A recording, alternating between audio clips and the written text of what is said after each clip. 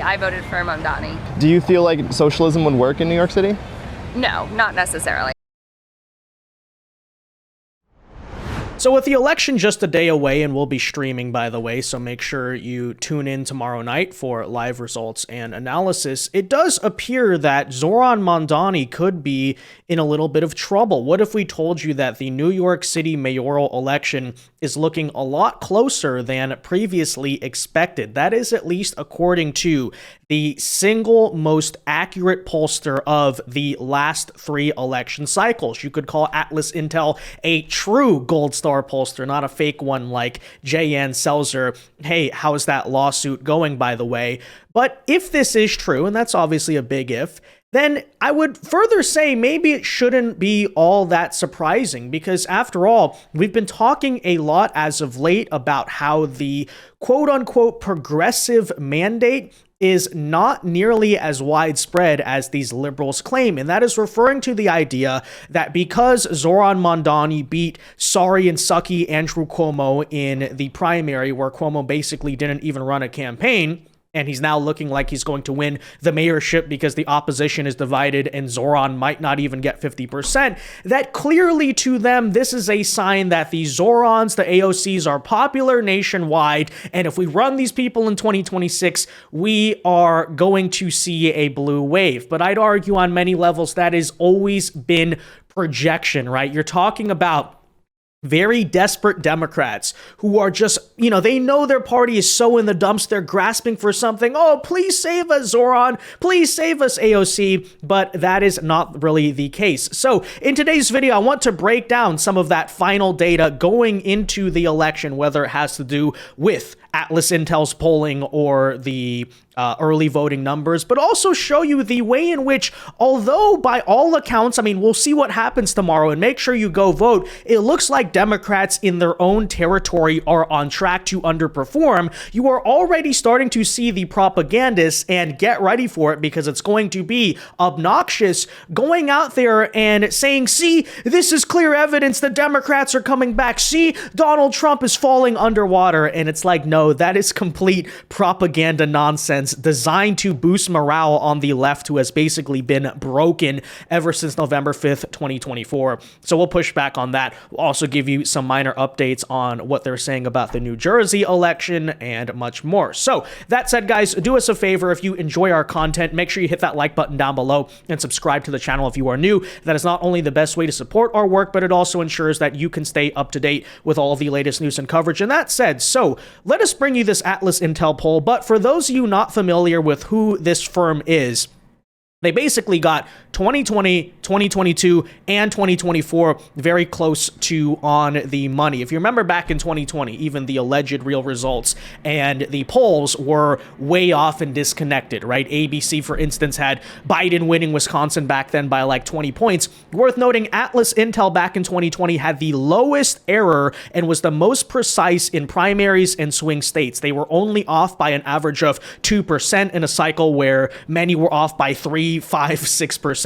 In 2022, they projected that the Republicans would win the national popular vote by 3.1. The final margin there was 2.8, right? Incredibly accurate. And in the swing states back in 2024, and this is really when they gained their notoriety, basically got every single one within less than 1 point, like dead right accurate on the money. Besides, I believe, was North Carolina. They were only about 2 points off, but overall 100% accuracy in the Electoral College delegate projections. Yeah, how many can say that? So a little nerdy, but just to bring you, right, this is the pollster in the last several elections who's been dead on the money. Now, it's totally possible that you could see one where they're finally wrong, and we're waiting for that to happen. So I would not take this as 100% true, but it's pretty interesting, right? So Atlas Intel's final New York City poll, Zohran Mamdani, guys, who has had a lead of usually 10 or more points in this election, only winning by 4.5. Zohran Mamdani at 43.9%,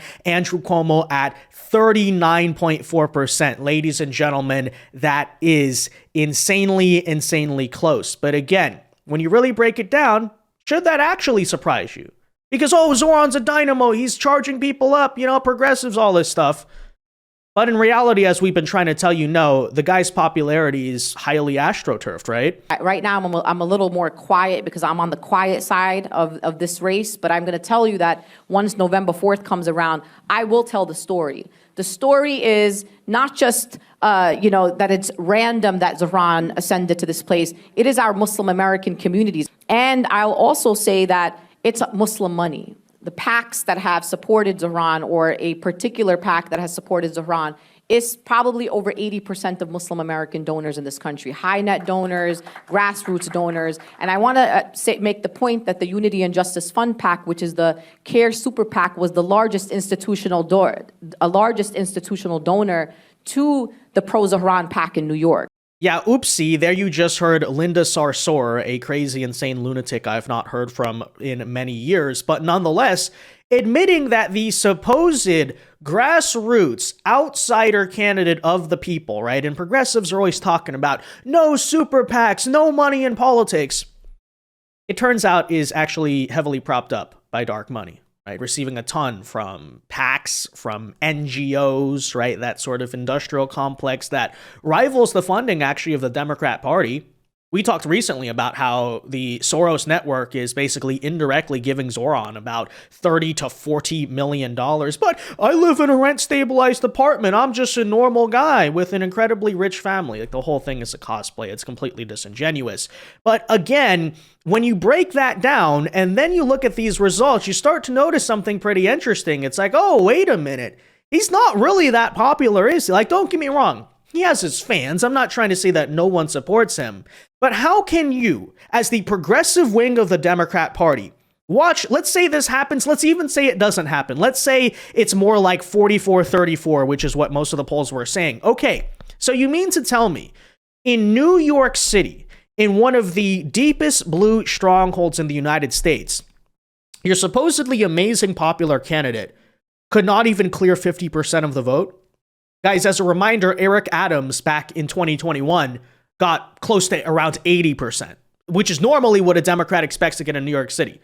So as I've been trying to tell you, even if he clears 50, he will still go in as one of the least popular mayors in the history of New York City. And progressives think, oh, we run that in a swing state. That's a perfectly amazing idea. Oh, clearly, right, we're taking over the Democrat Party. No, you're not. Because now you could finally make the case. I thought before Cuomo was just like, again, a really terrible candidate, and he still is. But sure, if Cuomo only loses by 4, you could make a strong argument that maybe the vote splitting between the Republican is the only reason Zohran would be in the race to begin with. So again, this is just all to stand here and say, yeah, you guys are actually like not taking over the Democrat Party. The fear that so many establishment Democrats had of you, frankly, it appears was strongly misguided in some ways. But hey, that's what they deserve, right? Hey, Kathy Hochul, Hakeem Jeffries, all you guys who came in the late stretch and were like, we're rallying behind party unity and we need to win in 2026. Okay, it might slightly help you in a Democrat primary. See how that goes for you in the general. And yet, despite all of this, despite Zohran Mamdani, it's looking like, again, according to the most accurate pollster, on track to way underperform the expectations. And in other blue states, like Virginia, like New Jersey even, it's still relatively competitive in some regards. Despite all of that, CNN is trying to stand here to your face and claim somehow that if the results kind of indicate what the polls are showing, oh, clearly, guys, this is a strong rebellion, a repudiation of Donald Trump, which I simply say is not true. But take a listen. This is the way they're trying to spin the propaganda, right? I mean, the common denominator here is Donald Trump, and Democrats are on the precipice of delivering a huge blow to Donald Trump in his second term. What are we talking about here? Well, why don't we just look? Democrats lead all the key races. You go to New Jersey governor. That's really the only close one. Mikie Sherill, the Democrat, up by 6 points. Abigail Spanberger in Virginia, up by 10. Zohran Mamdani, up by 16 points in New York City. The bottom line is this. Yes, there are ideological differences between the Democrats, but the key common component is they are all going after Donald Trump and all the Democrats lead from New Jersey to Virginia to New York City. They all lead the Republican and independent opponents. How much is he impacting the cases? Never mind that they want to beat him in their minds. It's sort of like, hey, this is to show you that we can beat you.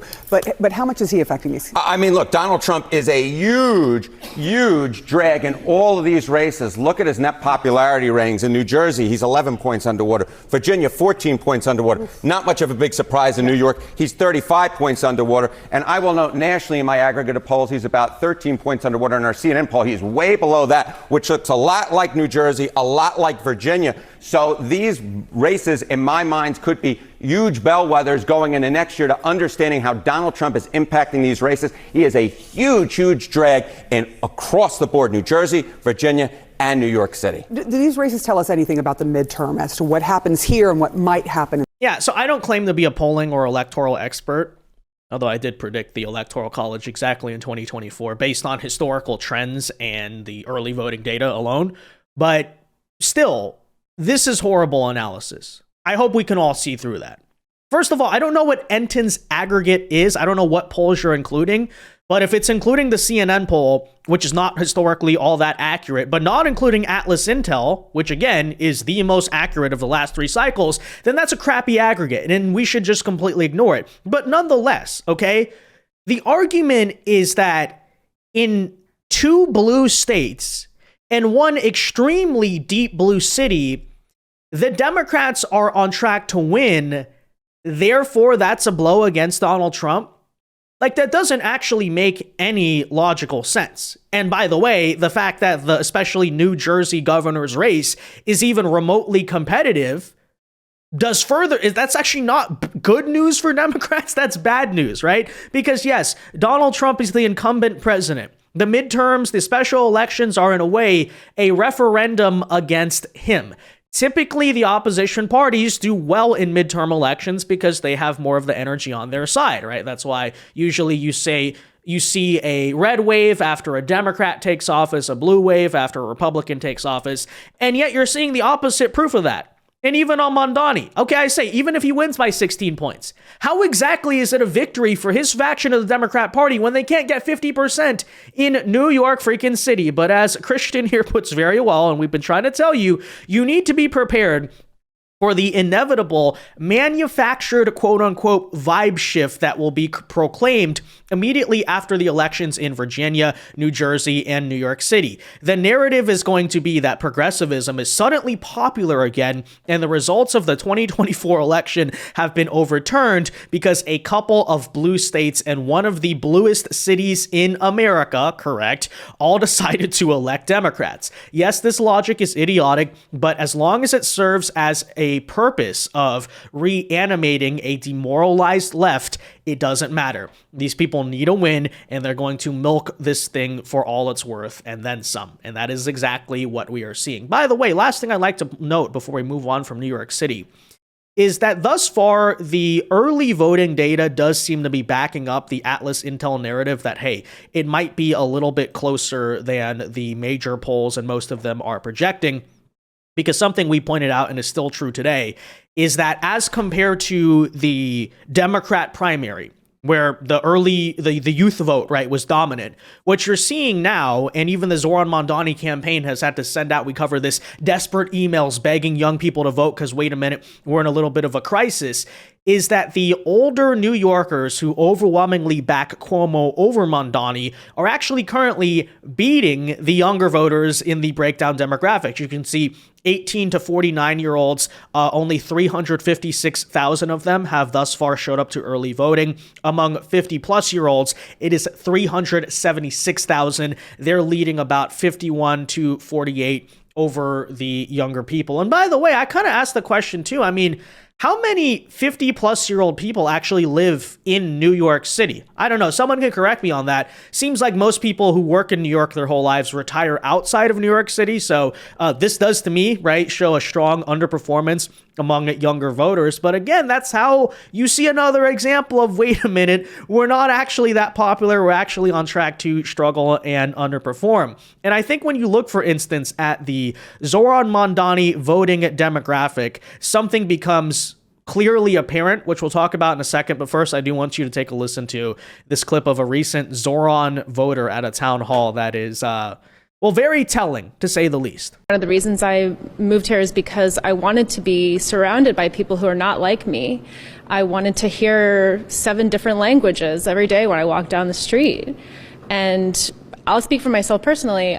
I hope that our next mayor will be somebody who can protect our way of life here in New York and protect and fight for the things that we want and stand up to those who want to take things away from us, those who want to defund us. And because all of those things will make all of our current problems so much worse, I want to have somebody who will stand up to what might be coming for us. Yeah, so there you heard a Zohran Mamdani voter saying, and I quote, "One of the reasons I moved here was because I wanted to be surrounded by people not like me. I wanted to hear 7 different languages every day when I walk down the street." So responding to that recent controversy over should you speak English in America, here this liberal woman is saying, no, I enjoy not being able to communicate with people actually. But of course, I love diversity so much. But of course, the funniest thing I found about this is if you actually read the bio, where does it say she's from? Does it say she's from like Coney Island or any ethnic neighborhood? Is she from the Bronx? No, she's from Manhattan. In other words, she lives with a bunch of millennial hipsters who are just like her. Which means she does not truly live around quote-unquote diversity, right? She probably thinks that because she goes to some millennial taco place that's cooked by hipsters, oh, I enjoy diversity, right? She probably thinks that because she sees foreign tourists in Times Square, that means she's around diversity. It's like, no, that's not what we're talking about, right? That's not the same as, say, the migrant crisis or something like that. But, so just utterly ridiculous. But I think this does show... Again, okay, so we've always known that New York City and Manhattan is extremely blue. However, I would further say that largely thanks to Andrew Cuomo, and this is something as to why I don't feel bad for him particularly if he's not able to beat Zohran, is that back in 2020, something we need to understand about New York City is it's not just a blue city, it's a terraformed blue city. What do we mean by that? Well, you basically saw the reverse Florida, right? So in Florida, for instance, that state, because of its COVID policies, became super red. Well, because Andrew Cuomo basically intentionally, not just during COVID, but basically his entire governorship, set up a policy of, hey, let's terraform this state to be super Democrat and drive out all of the Republican voters. This is basically all that's left in New York City, right? You have like weird hipsters like this and obviously a bunch of foreign-born voters who, by the numbers, overwhelmingly are backing Zohran Mamdani. So it is not exactly a good petri dish for the rest of America. It would be like trying to say that Florida, which since 2020 and COVID has been reverse terraformed to be a super ultra MAGA state, that, so some really hard right guy won an election in Florida, therefore that's going to work in the rest of the country. It's like, no, like you're talking about a super Republican stronghold with a lot of the kind of most conservative people, at least like voting wise, now living in that kind of that state and all that. So, that's why I say, when you reverse it in New York City, yeah, even if Zohran won by like 80, because of everything that has happened to that place and the way that place has changed, still not reflective of the rest of America. But then we break down again, early voting, struggling, Atlas Intel, only winning by about 4 points. And I say that if a progressive cannot overwhelmingly win in a place like New York City, then to say that there's any degree of a nationwide mandate is actually ridiculous. In fact, the opposite is true. It's actually proof that in normal places, very likely those types of candidates would be utterly rejected. But at the same time, I guess we could say, shh, don't tell them that. Make them think, maybe we should allow them to think, oh, clearly we won. This is the future. Because it's not, but, hey, let them lose the future elections that actually matter in, contested races against Republicans. I don't know. Now, that said, I do also want to show you what Atlas Intel's final polling out of New Jersey is, because this is, again, something they're trying to claim is a good look for the Democrats. Okay.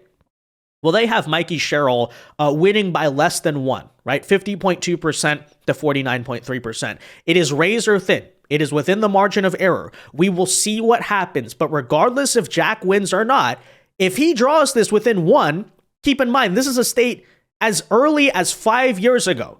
Joe Biden and Democrats were winning by double digits. After all, it's New Jersey. And in a year where supposedly this is a referendum on Donald Trump lost New Jersey by about 6 points. And the following Republican strikes within one, heck, even if it's 2, 3, 4. If he simply does better than Donald Trump did, then, understanding how margins work, that is a positive referendum on the Republicans, not negative. Now, if Jack for some reason loses by 10, then maybe we could say, okay, there's cause for concern there. But how can you look at this, even if they win, even if Democrats win, and say, good news for Democrats? No, major warning signs for Democrats. Now, what I will give Democrats is that things are looking pretty good in Virginia. However, even then, I'd point out that Virginia is not something that can be extrapolated to the rest of the country. Why? Because Virginia is home to what? Arlington, the DMV. What's the D in DMV? Yes, DC, right? And we are in a government shutdown right now, which I would argue perhaps Democrats, maybe a reason why Democrats did that on purpose, and there's reporting they plan to reopen after the election, is because of the fact that they know that's going to help them in Virginia, because a bunch of government workers who are liberal anyway will be not without work. They won't have anything to do. So all they have to do is show up and vote. Yeah, that is going to be helping them. You could argue going back even, say, the Doge cuts, right, were not favorable to Republicans in Virginia. And by the way, Winsome Sears, no offense, but let's just be honest, is not nearly the candidate running nearly the campaign that Glenn Youngkin did back 4 years ago. So, fine, I'll give them that. But even then, guys, Virginia's a blue state, right? Virginia is not a place where Republicans need to win for the Electoral College. It's really not even a swing state. It is a blue state. Now, it started to come into some swing state talk and territory as of late, just because Democrats are starting to implode there in recent years. But that's your big moral victory. Okay, Democrats, you did well in 1 out of 3 major elections. Let's put it that way. If that ends up being the result. Yes, clearly we have a mandate. No, you underperformed in the other 2. So that being said, final thoughts for tomorrow. Again, make sure that you tune in. Well, I think in New York City, especially given the Atlas Intel result, which until they're wrong, I'm going to trust pretty heavily, I think Zohran Mamdani is going to win, but he's going to underperform the polls and not reach 50%. That's my prediction. Now, if he does reach 50%, then that is a little bit more of a victory for him. Again, I say it's not super impressive, but, okay, I'll give him credit if he reaches 50. It's not looking like he's even going to reach 50, especially with Atlas Intel. That's how I'm feeling about that right now. In New Jersey, so I was pretty bullish on this race the entire time. The cause for concern I have is that in the late days of early voting, I expected to see the Republicans eat into the Democrat margin, because Republicans tend to vote later in early in-person voting. We actually saw a Democrat boost, which could be because of Barack Obama or something else happening there, and that is a little concerning to me. So I'm a little bit less bullish, but what I would further point out is, well, how do we know that registered Democrats are not also because of this crossing the picket line, due to the fact that, as you may have heard, a lot of local Democrat politicians have actually endorsed Jack Ciattarelli, and we just saw even another one recently this weekend. There are positive signs everywhere that we're going to win this race. Number one, have you seen the recent polls? Oh my goodness. We're right there. We're out fundraising my opponent. We're out energizing my opponent. And yesterday we picked up the endorsement of another prominent Democrat, a former state assembly person from Hudson County. When Democrats are endorsing the Republican nominee, it tells you we're winning this race. So who knows? But what I will say is that when you break down the math, guys, we need a massive turnout on election day. Everywhere, obviously, but especially in New Jersey, where we're a little bit down from where we want to be. But as you can clearly tell, this is a close and winnable election. Make sure you go vote. Make sure you go vote in Virginia.